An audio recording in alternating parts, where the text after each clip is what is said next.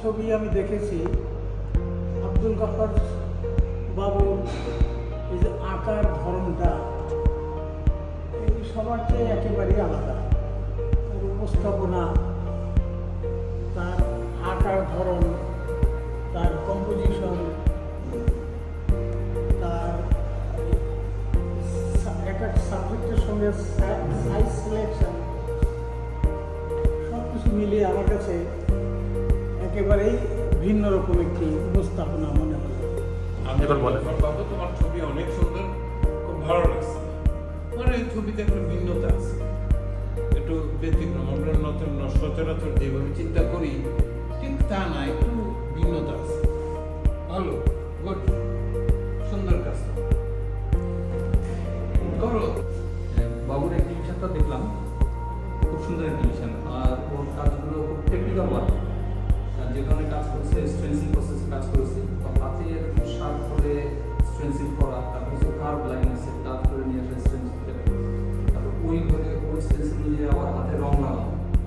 খুব ধৈর্য এবং খুব স্থির না হলে কিন্তু এইভাবে কাজ করা সম্ভব না। আমি ওর সম্বন্ধে শুনেছিলাম খুব অস্থির, কিন্তু ওর আসলে যা শুনলাম অস্থিরতা, তাদের মধ্যে কিন্তু কোনো অস্থিরতা আমি দেখি না।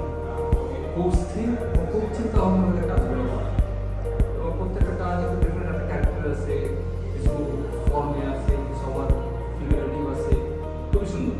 সব মিলিয়ে ওর colour composition forward really nice. তবে এগুলো যদি আগায় নিঃসন্দেহে অনেক ভালো কাজ করে। বাবুর কাজগুলো দেখলাম অসাধারণ। আমি আসলে জানতাম কি এগুলো মধ্যে প্রিন্ট, কিন্তু এই যে টেক্সচার দেওয়া, এই যে কাজ, আমি তো ভাবতেই পারিনি যে এগুলা পেইন্টিং। আরেকটা কাজকে বিশেষ করে বলি, এই কাজটা আমি যদি পেইন্টিং স্টুডেন্ট মাস্টার্স করে ওদের যে সিনিয়র, এই দাগগুলো কি করে দিচ্ছে, এবং এই যে এখানে যে রিদম, এই যে চোখের একটা আদর, সেটা আবার পার্সপেক্টিভ চিত্রণে যাওয়া আসা, এটা আমি প্রথমে আসলে ভাবছিলাম এটা প্রিন্ট, কিন্তু আসলে না। এই যে আলো ছায়া দেওয়া, এই যে খেলা, এত সুন্দর করে উপস্থাপনা, এটাই ভাবাই এইটার জন্যই ও বাবু। আসলে ও ছবির বাবু।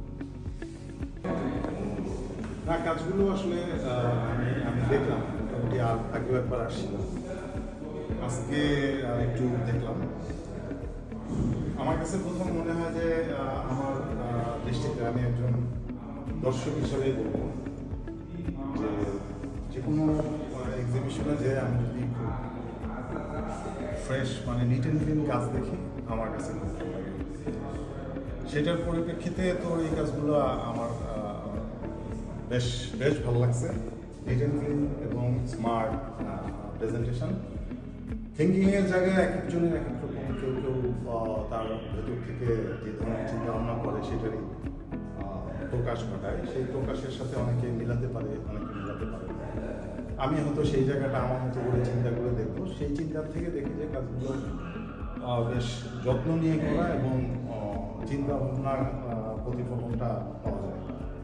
এবং তুই সময় নিয়ে কাজ করিস, এটা কাজের ধারা দেখে বোঝা যায়। এবং সেটার সাথে পরিশ্রম আছে, অধ্যবসায় আছে। তো যেই গুণাবলীগুলো দিয়ে কাজ করা হয়, এটা উত্তরোত্তর আগাবে।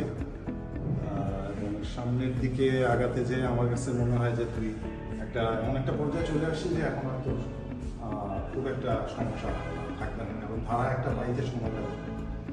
সেই ধারার একটা জায়গায় চলে আসছে, এবং সেটা কন্টিনিউ করলে, প্র্যাকটিস চলতে থাকলে আমার মনে হয় অনেক দূর যাবে। আশা করি কাজ করে যাবি, এবং কিছু পেছনের দিকে তাকানো কোনো কিছুই দরকার নেই। কে কী বললো, কীভাবে বললো, আমার কাছে মনে হয় যে নিজের ভালো লাগা থেকে কাজ করা, এবং নিজের ভালো লাগলেই কাজগুলো ভালো হবে ইনশাল্লাহ। সাফল্য পাবো। আনিস স্যারের কথা ধরেই বলতে হয় যে ছেলেটা সারাদিন খুব ডান পিঠের মতো ঘুরে বেড়ায়, কিন্তু কাজের সময় আবার ধ্যানমগ্ন থাকে। আনিস স্যারের কথাটা রিপিট করলাম। আর বন্ধু বাবুকে তো আমি খুব কাছ থেকে দেখেছি, এবং কাজ থেকে চিনেছি। আমি এখান থেকে সরছি না এই কারণে, এই কাজটা নিয়ে আমি কিছু কথা বলতে চাই। কি বলবো, একটা পাখি যেটা স্বাধীনতার সিম্বল এবং তার সাথে একটা বন্দুক ঠিক অপোজিট, এবং একটা নেচার এবং ফুল, এই যে সামগ্রিক চিন্তা ভাবনা, এই যে জ্যামিতিক ফর্মের ভিতরে নিয়ে আসা, এটা কি বলা যায় যে বন্ধু আব্দুল গফফার বাবু তার যে চিন্তা ভাবনা সেটা একটা পরিস্ফুটন, এবং তার প্রত্যেকটা কাজে যে দক্ষতা আমরা দেখি তা অসাধারণ। মানে একজন এখানে বুঝতে পারছে না যে ছবিটা প্রিন্ট ওর হাতে আঁকা, কনফিউজড হয়ে যায়। আমরা দর্শকরা সেটাই হয়ে যায়। এখানে আমরা যদি দেখি ছবিটাতে, এটা কিন্তু আমি সরাসরি স্কিলে যাব না, তার স্কিল অসাধারণ।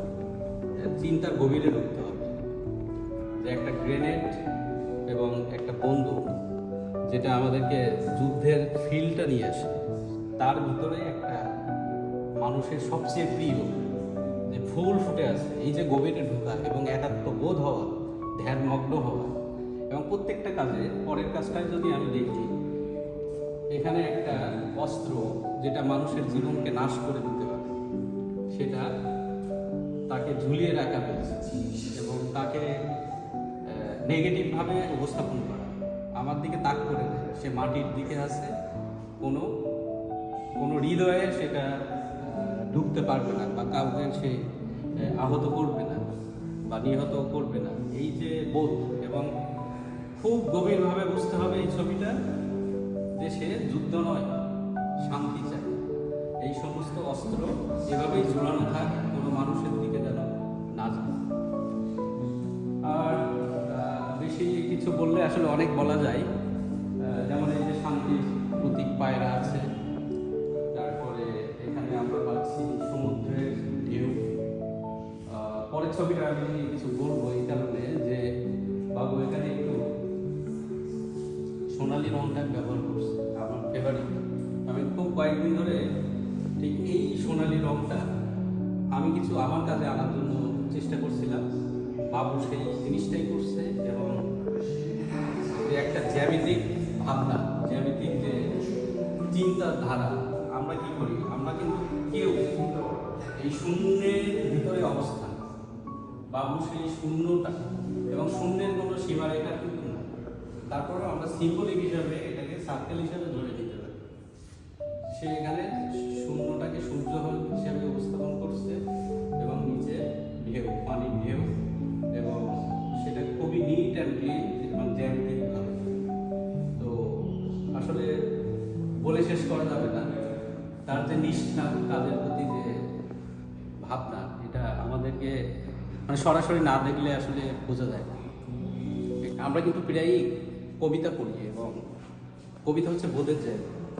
আমি মনে করি যে কবিতার সাথে একটা আর্টের খুব আত্মিক একটা সম্পর্ক আছে এবং খুব ঘনিষ্ঠ একটা সম্পর্ক। যেমন কোনো কবি লিখছিল, আমি নাম মনে নাই, কিন্তু যুদ্ধ নয় ফুল চাই, সেম জিনিস একই, তিনি কলম দিয়ে লিখছেন, আর আব্দুল গফফার বাবু সেটা তুলির মাধ্যমে প্রকাশ করছে। যে যে অস্ত্রটা থেকে গুলি বের হওয়ার কথা, সেখান থেকে ফুল বের হবে। এটা কি বার্তা দেয়, বর্তমান বিশ্বে কি হচ্ছে, গাজাতে কি হচ্ছে, ইউক্রেনে কি হচ্ছে, সেই বার্তাটাই কিন্তু এখানে বাবু দিতে চেয়েছে যে যুদ্ধ নয়, শান্তি চাই, ফুল চাই, ফুল ঝরে পড়ুক, গুলি না ধরুক, কোনো প্রাণ না খালি হোক, কেউ না মারা যাক। আর বাবু সম্পর্কে তো ব্যক্তি বাবু সম্পর্কে তো বললে শেষ হবে না। পার্সোনালি একটা আমি হয়তো সবচেয়ে বেশি ঘনিষ্ঠভাবে বাবুর সাথে মিশছি, তো আমি জানি বাবুর কাজের ধারা, তার চিন্তা ভাবনা, তার চলন বলন, খাওয়া, কথা বলা, সব কিছুতেই আমি মনে করি যে সে একজন পিওর আর্টিস্ট।